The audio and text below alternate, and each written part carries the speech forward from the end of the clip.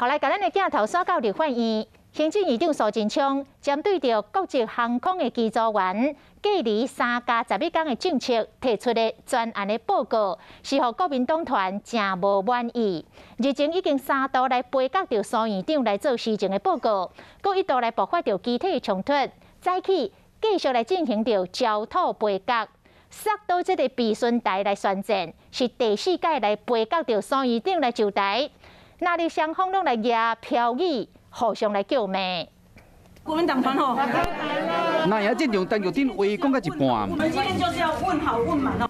后壁议场大门开啊，其他国民党立委先入场，那也立委轮流排班，过到早起7点才开门。即摆民进党立委无先出现，所以讲开门无将吞。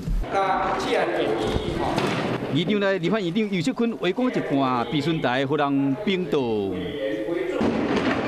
那也立委挂手拢伫凳桌顶嘛放真济水，那里双方拢伫对呛。先处理整个议事规则的问题，当然要就这个过程。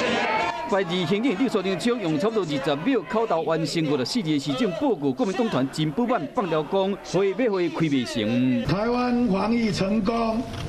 经济成绩是11年来新高，很期望能够让政府做事。今日国民党团提出195项的政策案，阻挡议事，包括5倍券是安怎无要改发现金。台湾有人民币啊，有我们的台币啊。一讲到人民票，好，大家拢注意伫听。中国国台办拜四才发出千字文，批评外交部长更啊呛声讲。 台独势力袂输是秋后的草蜢啊！台独言论只是互信你背声。这是中国气急败坏，自己失格。苏贞昌面对镜头回应中国的问题，面对议场内那也阻止议事的进行，嘛只好继续等待。